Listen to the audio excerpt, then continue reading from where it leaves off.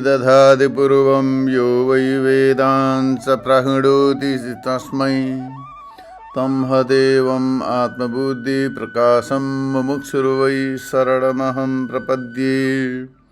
वैदिक विज्ञान प्रतिष्ठानमा सबैजनालाई हार्दिक स्वागत तथा अभिनन्दन गर्दै श्रीमद् भगवत गीताको आजदेखि चतुर्थ अध्याय प्रारम्भ गरिन्छ। यो भन्दा पहिला तृतीय अध्यायलाई राम्रो प्रकारले विवेचना गरिएको थियो र आजदेखि अब चतुर्थ अध्याय माने चौथो अध्याय प्रारम्भ गरिन्छ, जसमा चाहिँ दोस्रो अध्यायमा र तेस्रो अध्यायमा कर्मयोग नै ज्ञान योगको उपाय हो भनेर बताएको थियो। ज्ञान योगको उपाय हो कर्मयोग।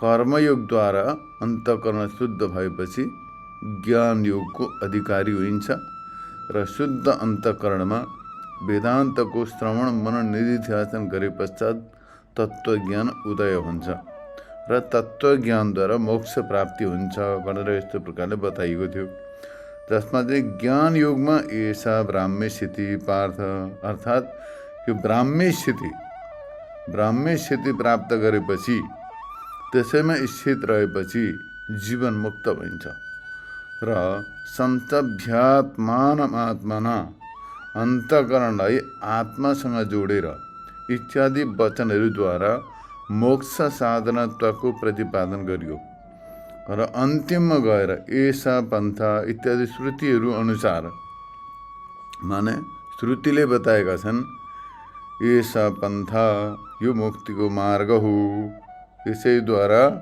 मोक्ष प्राप्त हुन्छ।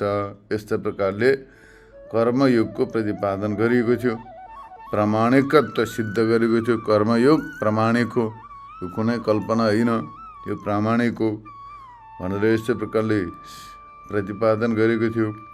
त्यसै गरी अब केवल प्रमाणका आधारमा मात्रै नभएर यो सिद्धहरूले पनि परम्पराद्वारा यसलाई स्वीकार गरेका छन्। यसमा परम्परागत सिद्धता पनि छ, परम्परा पनि छ, यसबाट पनि त्यसको प्रामाण्य छ।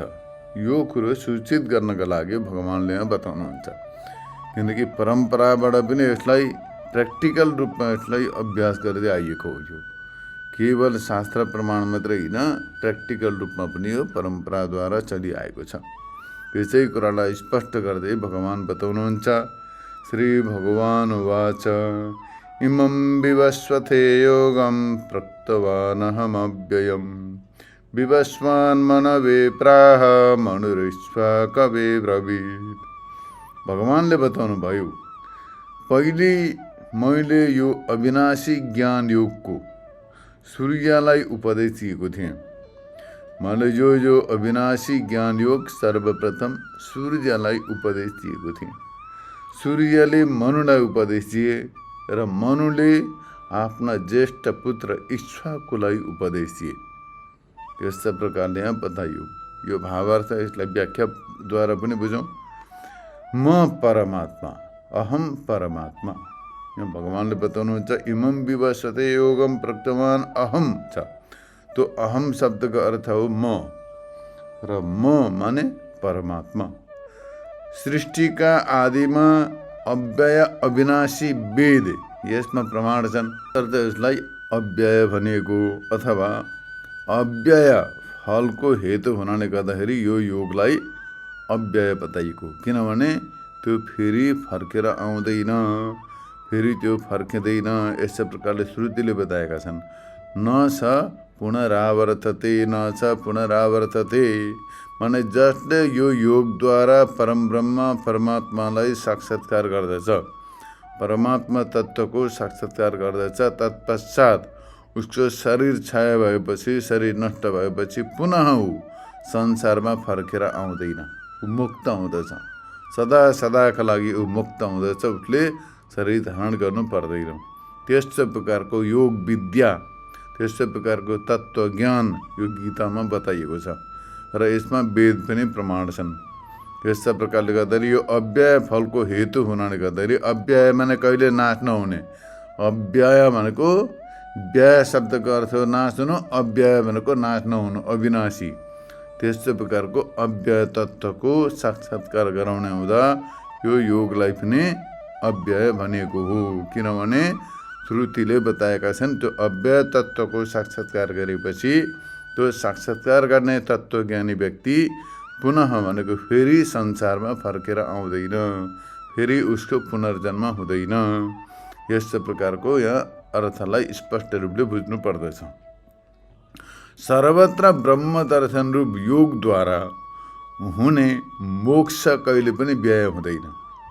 सर्वत्र ब्रह्म दर्शन गर्दछ जसले एक अद्वितीय ब्रह्म तत्त्वको साक्षात्कार गर्दछ हो, त्यस्तै प्रकारको ब्रह्म तत्त्वको साक्षात्कार गर्ने योग जो छ त्यसबाट जो मोक्ष प्राप्ति हुन्छ त्यो व्यय हुँदैन, कहिले नष्ट हुँदैन। यस कारणले गर्दाखेरि ज्ञानलाई अव्यय फल मोक्षको हेतु मानिन्छ। एकपल्ट तत्त्वको साक्षात्कार गरेर मोक्ष भइसकेपछि त्यो कहिले नष्ट हुँदैन, कहिले परिवर्तन हुँदैन। तसर्थ यस्तो प्रकारको अध्यात्म विद्या योग विद्या मोक्षको हेतु हो। अत यस्तो प्रकारले जो साध्य हुन्छ भने संसारमा दुईटा तत्त्व हुन्छ, एउटा साध्य तत्त्व अर्को साधन तत्त्व। त्यस कारण जो साध्य तत्त्व के हो त भन्दाखेरि तत्त्वज्ञानद्वारा अनुभूत ब्रह्म तत्त्व। यो सन्दर्भमा कसैले जो साध्य तत्त्व हुन्छ त्यो अनित्य हुन्छ भनेर यस्तो प्रकारको व्याप्ति हुनाले गर्दाखेरि त्यसलाई ज्ञानबाट साध्य मोक्ष अनित्य हुन्छ भन्ने शङ्का गर्दछ भने त्यो ठिक छैन, यो अनुमान ठिक छैन। किनभने यो अनुमान उक्त श्रुतिद्वारा बाधित हुन्छ। यस कारणले गर्दाखेरि त्यो अविनाशी नित्य फल योगको भन्ने यो अर्थ हुन्छ, अविनाशी नित्य फल। यस्तो प्रकारको यहाँनिर अर्थ बुझ्नु पर्दछ। दुईटा अध्यायद्वारा प्रतिपादित केवल मोक्षरूप प्रयोजनयुक्त यो योगको ज्ञान योगको मैले सर्वप्रथम सूर्यलाई उपदेश दिएको थिएँ भनेर भगवानले बताउनु भयो। सर्वप्रथम जो योग यहाँ उपदेश दिँदैछ, जो गीतामा जो ज्ञानको उपदेश दिँदैछ, जो भगवानले अर्जुनलाई दिँदै हुनुहुन्छ, उनै अर्जुनलाई भगवानले बताउँदै हुनुहुन्छ कि यो ज्ञान योग जो गीताको उपदेश जो छ, यो तत्त्वज्ञानको उपदेश जो छ सर्वप्रथम मैले सूर्यलाई दिएको थिएँ। यस्तो प्रकारले यहाँ भगवानले बताउनु भयो। तीर्णः परं तारयति, अर्थात् जो स्वयं तरेको छ उसले अर्कालाई तार्दछ। त्यस्तो प्रकारको एउटा न्याय छ। जो स्वयं मुक्त भएको छ उसले अर्कालाई मुक्त गराउन सक्दछ। जो स्वयं तरेको छ, पारिपुगेको छ, उसले अर्कालाई पनि पार तार्दछ। यस्तो प्रकारको न्याय छ। जस्तो प्रकारले बत्ती स्वयं बल्दछ र अरूलाई प्रकाशित गराउँदछ। अत स्वयं तरेको, स्वयं मोक्ष गतिलाई प्राप्त भइसकेको व्यक्तिले अरूले पनि मोक्ष मार्गको उपदेश दिँदछ। यो न्याय अनुसार विवस्वानले पनि यो योगको उपदेश मनुलाई दिए। सूर्यलाई भगवानले उपदेश दिनुभयो। सूर्यलाई नै विवस्वान पनि भनिन्छ। उनै विवस्वानले आफ्ना पुत्र मनुलाई उपदेश दिए, यो योगको उपदेश दिएका थिए। र मनुले आफ्ना पुत्र इक्ष्वाकुलाई उपदेश दिए, अर्थात् आफ्ना पुत्रलाई उपदेश दिएका थिए। यस प्रकारले यहाँनिर यो परम्परा चलेर आएको छ। यसलाई भनिन्छ परम्परा। यो मद्वारा बताइएको जो ज्ञान योग छ, विशिष्ट जनहरूले यसलाई स्वीकार गरेका छन्। विशिष्ट तत्त्वज्ञानी राजर्षिहरूले यसलाई स्वीकार गरेका छन् र उनीहरूले अरूलाई बताएका छन्। यसै कुरालाई स्पष्ट गर्दै भगवान भन्नुहुन्छ, एवं परम्परा प्राप्तमिमं राजर्षयो विदुः सकाले नेह महता योगो नष्ट परन्तप। हे अर्जुन, यो सूर्य आदि विशिष्ट जनहरूको परम्पराद्वारा प्राप्त जो यो ज्ञान योगलाई राजा र ऋषिहरूले जान्दथे। माने सूर्यले जो बताए, जो ज्ञान योग बताएका थिए, मदेखि प्राप्त गरेर उनीहरूले अरूलाई बताएका थिए, हो त्यो ज्ञानलाई ज्ञानी जनहरूले, विशिष्ट जनहरूको परम्पराद्वारा प्राप्त गरेका थिए। राजा र ऋषिहरूले जान्दथे। तर यो समय कालका प्रभावले गर्दाखेरि त्यो योग विद्या सम्प्रदाय विच्छिन्न भयो। जो योग विद्याको गुरु परम्परा जो चलेर आएको थियो त्यो कालका प्रभावले गर्दाखेरि लुप्त भयो, विच्छिन्न भयो, त्यसमा बिचमा खण्डित भयो। यस प्रकार भगवानले बताउनुहुन्छ। यो भावार्थ भयो, यसलाई व्याख्याद्वारा पनि बुझिन्छ। ब्रह्मनिष्ठाद्वारा काम क्रोध आदि रूप परलाई भने शत्रुलाई जसले तपाउँदछ, नष्ट गर्दछ, उसलाई परन्तप भनिन्छ। यहाँ अर्जुनलाई भगवानले परन्तप शब्दले सम्बोधन गर्नुभएको छ। त्यो परन्तप शब्दको अर्थ के हो भन्दा, जसले ब्रह्मनिष्ठाद्वारा, ब्रह्मज्ञानद्वारा काम क्रोध आदि रूप जो शत्रुहरू छन्, ती शत्रुहरूलाई नष्ट गर्दछ, तपाउँदछ भने उसलाई परन्तप भनिन्छ।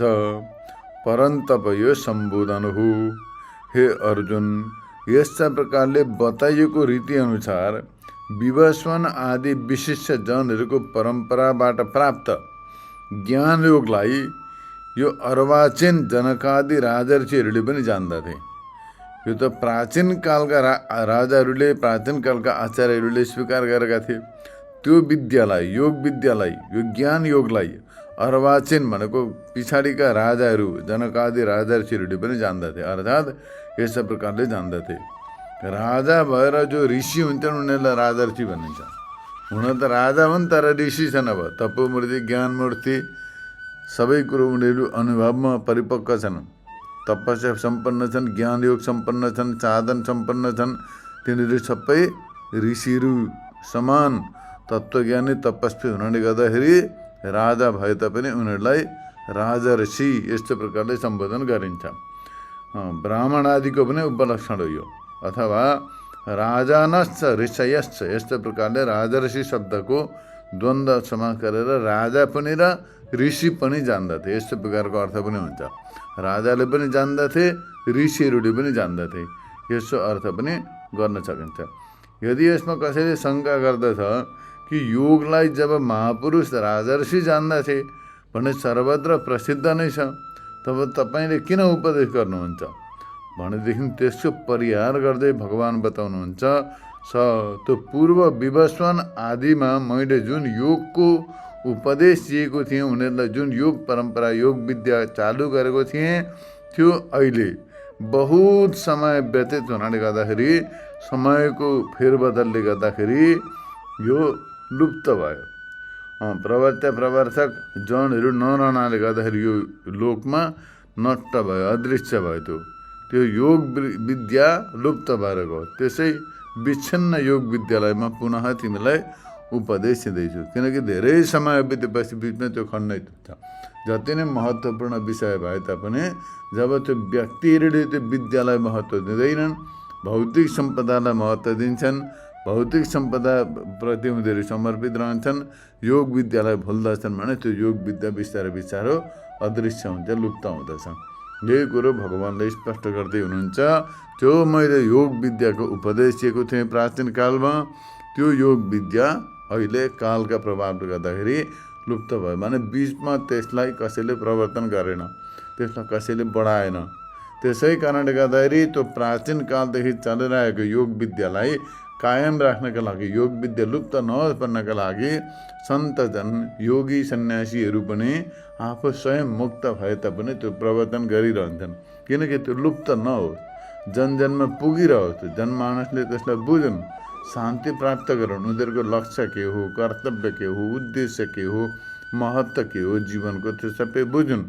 त्यो योग विद्या, यो ज्ञान नै हराएपछि बस मनुष्यमा पाशविकता बढेर जान्छ, बहिर्मुखता बढेर जान्छ।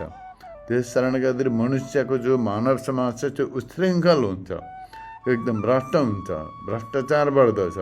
त्यही जो वर्तमान समयमा भइरहेको देखिन्छ। मनुष्यले अध्यात्म विद्यालाई महत्त्व दिन छोडे, अध्यात्म विद्याका प्रवर्तकहरूलाई महत्त्व दिन छोडे। उनीहरूले केवल भौतिक सम्पदालाई महत्त्व दिन थाले, तपस्यालाई, ज्ञानलाई महत्त्व दिन छोडे। त्यस कारणले गर्दाखेरि मनुष्यमा अशान्ति छ, उच्छृङ्खलता बढ्दै गयो, संयम हराउँदै गयो, अशान्ति बढ्दै गयो, उपद्रव बढ्दै गयो, परिवार पनि भङ्ग हुँदै गयो, सम्बन्ध टुट्दै गयो, मानव समाज टुट्दै गयो। अब यहाँ छोटा छोटा इत्यादि सम्प्रदाय धर्मका नाममा मसिना मसिना सम्प्रदायहरू निक्लिन्छन्, लडाइँ झगडा गर्दछन्, आपसमा द्वेष वैमनस्य उत्पन्न गर्दछन्। त्यहाँदेखि आफ्नो स्वार्थ सिद्ध गर्नमा लागिरहन्छन्। त्यस कारणले गर्दा मूलभूत जो सनातन तत्त्व छ, सनातन विद्या छ, त्यो उच्छृङ्खल भयो, त्यो लुप्त हुँदै जाँदै गरेको देखिन्छ। किनभने जब व्यक्तिले ज्ञानलाई महत्त्व दिँदैन, व्यक्तिलाई महत्त्व दिन्छ, कुनै परिवारलाई ईश्वर मानेर पूजा गर्न थाल्दैछ, मूल ईश्वरलाई छोडिदिन्छ, मूल विद्यालाई छोडिदिन्छ, कुनै व्यक्तिद्वारा उत्पटाङ कुराहरू भनेकालाई त्यसलाई लिएर चल्दछन्। हो त्यस्तो प्रकारले कसैले अब चमत्कारलाई महत्त्व दिँदछन्, कसैले सानो चमत्कार देखाइदियो भने यही रहेछ ईश्वर भनेर त्यतातिर लाग्दछन्, अनि त्यसले भनेका कुरा मान्न लाग्दैछन्, शास्त्र छोडिदिन्छन्, विद्या छोडिदिन्छन्। यस्ता प्रकारले जो मूल विद्या छ त्यसलाई व्यक्तिले महत्त्व दिन छोडेपछि त्यो व्यक्तिमा व्यक्तित्वको विकास पनि ह्रास हुँदै जान्छ, नष्ट हुँदै जान्छ। जुन प्रकारको व्यक्तित्वको विकास हुनुपर्ने थियो व्यक्तिमा त्यो हुन सक्दैन। त्यस कारणले गर्दाखेरि त्यो व्यक्ति पशुवत हुन लाग्दैछ र अन्त्यमा गएर त्यत्तिकै उसको जीवन व्यर्थ सिद्ध हुन्छ। अनमोल देवदुर्लभ मनुष्यत्वलाई पाएर पनि उसले परम पुरुषार्थ सिद्ध गर्न सक्दैन, किनकि त्यो उत्कृष्टतालाई प्राप्त गर्नै सकेन, विकसित हुनै सकेन, उसको चेतना विकास हुनै सकेन। त्यस कारणले गर्दाखेरि हो त्यो विषयलाई स्पष्ट रूपले बुझाएर जो परम चैतन्य स्वरूप, परमानन्द स्वरूप, उसको वास्तविक स्वरूप त्यसलाई अनुभव गराउनका लागि त चेतनामा विकास हुनुपर्दछ, आध्यात्मिक चेतनामा उसको जागरुकता हुनुपर्दछ। हो त्यसलाई जगाउनका लागि भगवानले बताउनुहुन्छ त्यो लुप्त भएको योग विद्यामा आज तिमीलाई दिँदैछु भनेर यस्तो प्रकारले। र योग विद्या जो छ परम्परा अनुसार नै प्राप्त गर्नुपर्दछ, यो अर्थ पनि बुझिन्छ यहाँनिर। जुन चाहिँ योग विद्या लुप्त भएको थियो भगवानले बताउनु भएको थियो पहिले, त्यो बिचमा लुप्त भयो, फेरि आज भगवानले बताउनुहुन्छ त्यही योग विद्यालाई बताउँदै हुनुहुन्छ अर्जुनका साथमा। माने त्यो योग विद्या जस्तो प्रकारले परम्परा चलेर आएको थियो बिचमा खण्डित भयो, अब आज त्यही योग विद्यालाई बताउँदै हुनुहुन्छ। अझ यो परम्पराको यति महत्त्वपूर्ण छ योग विद्या परम्परा, विद्या सम्प्रदाय। जो त्यो सम्प्रदाय भन्नाले कुनै गुणको अर्थ होइन यहाँनिर, जो योग विद्या ज्ञानको परम्परा छ हो त्यसको अर्थलाई बुझ्नु पर्दछ। यस्तो प्रकारले यहाँनिर भगवानले बताउनुहुन्छ त्यो विच्छिन्न भयो, त्यसलाई म पुनः बताउँदैछु भनेर यस्तो प्रकारले भन्नुभयो। अब यसमा अगाडि बताइन्छ, ग्रन्थकार भन्नुहुन्छ विनष्ट सम्प्रदाय स योग किमर्थम पुनरिदानीं त्वया प्रवर्तित इति आकाङ्क्षायाम्।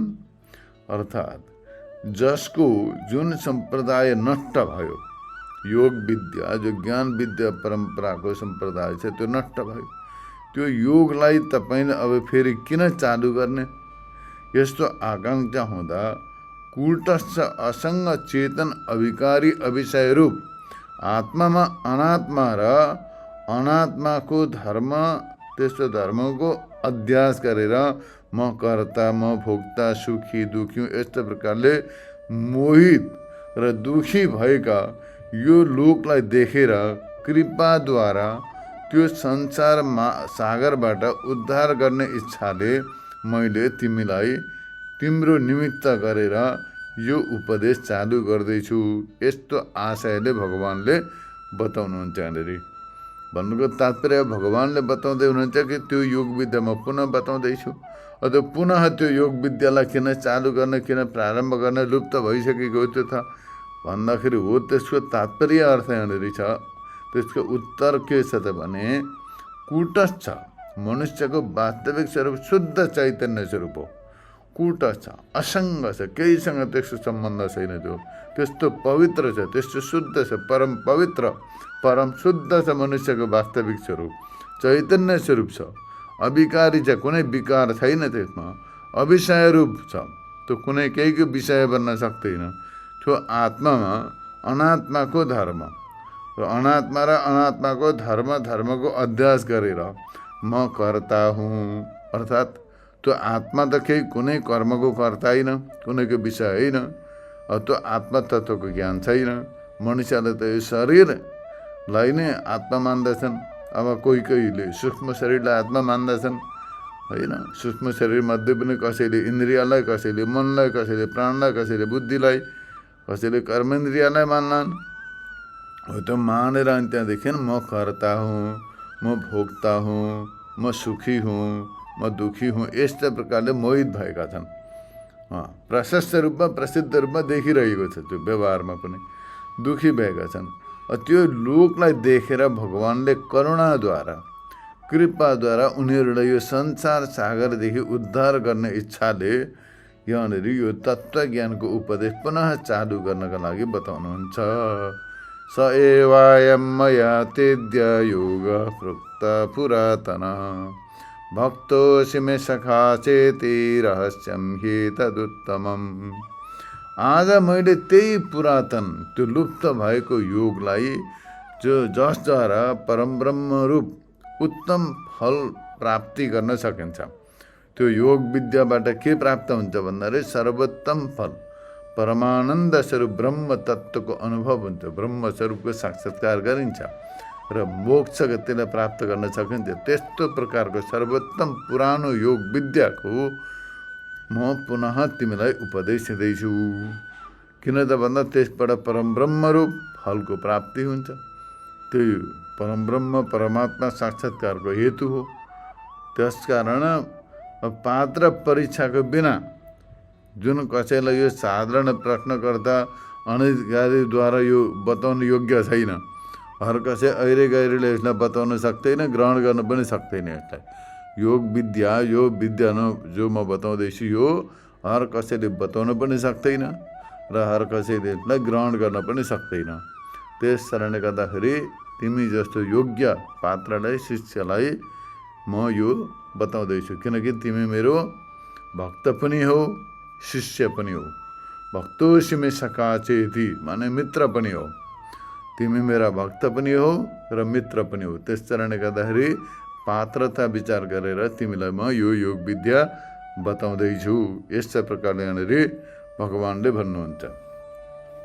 अब यहाँ पूर्वमा सम्प्रदायको प्रवृत्तिका लागि विवस्वानका पुरातन अनादि श्रुतिमूलक हुनाले गर्दाखेरि सनातन संसार रूप अँध्यारोको नाश गर्ने जो योग छ, माने जो योग बताएको थियो, योग विद्या संसार रूपी अन्धकारबाट मुक्त गराउने परमानन्द प्राप्तिको कारण त्यो यही योग विद्या मैले आज कर्तृत्व भोक्तृत्वको भ्रमले मोहित भएका तिमीसँग बताएँ। माने जुन चाहिँ योग विद्या मैले सबैको प्रकाशक विद्यालाई बताएको थिएँ पहिला, त्यही योग विद्या आज मैले तिमीलाई बताएँ। जो कर्तृत्व भोक्तृत्वतिर मोहित भएका छौ, भ्रममा परेका छौ, आफूलाई कर्ता भोक्ता मानेका छौ, यस्तो प्रकारको भ्रममा परेको देखेर करुणापूर्वक मैले तिमीलाई बताएँ। अर्थात् बुद्धिको मोहलाई नाश गर्नका लागि तिम्रा बुद्धिमा जो चाहिँ मोह उत्पन्न भएको छ, जो मोहरूपी अन्धकार छाइरहेको छ हो, त्यसलाई नष्ट गरेर तिम्रो उद्धारका लागि, कल्याणका लागि र तिमी लगायत समस्त मानव समाजको उद्धारका लागि मैले यो उपदेश दिएको हो। अर्जुनमा ज्ञानको उपदेशको योग्यता छ। यस्तो देखाउनका लागि यहाँ भगवानले भक्त भनेका हुन्, किनकि अर्जुनमा त्यो ज्ञान यो ग्रहण गर्ने क्षमता छ उनीमा त्यो जिज्ञासा छ, त्यो तडप छ उनीमा अहिले। त्यस कारणले गर्दाखेरि हो त्यो व्यक्त गर्दै भगवान बताउनुहुन्छ, किनकि मनुष्यमा त्यो जिज्ञासा हुनु पर्यो नि।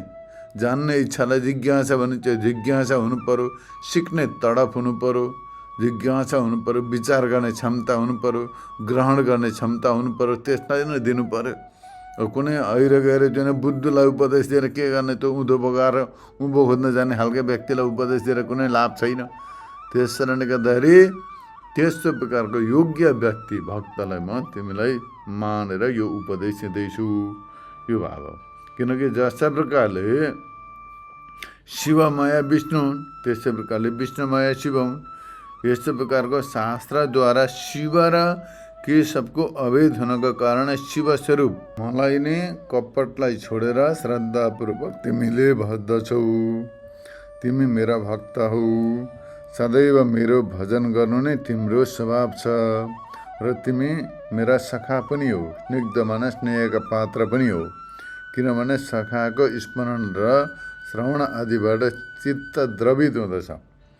जो घनिष्ठ मित्र छ, घनिष्ठ आफ्नो सखा छ, उसको स्मरण गर्दा चित्त द्रवित हुँदछ। यो मेरो भक्त र स्निग्ध पनि हो, माने स्नेहको पात्र पनि हो। यस्तो प्रकारको निश्चय गरेर मैले त्यो योगको उपदेश तिमीलाई दिएँ। योगको उपदेशको लागि यस्तो प्रकार पात्रको परिशीलन तपाईँले किन गर्नुहुन्छ त भन्दा भगवानले बताउनुहुन्छ रहस्यम, यो अत्यन्त ज्ञान शास्त्र बडो महत्त्वपूर्ण छ, अत्यन्त रहस्यमय छ, गोप्य छ। हर कसैद्वारा सोद्धाखेरि यसलाई बताइँदैन, बताउन योग्य छैन। त्यस कारणले गर्दाखेरि यो योग्य पात्रलाई मात्रै उपदेश दिनु पर्दछ। जो सखा छ, भक्त छ, श्रद्धावान छ, जसले सुन्न चाहन्छ, जान्न चाहन्छ, जसले अभ्यास गर्न चाहन्छ, अनुभव गर्न चाहन्छ भने उसलाई मात्रै यो योग विद्याको उपदेश बताइन्छ।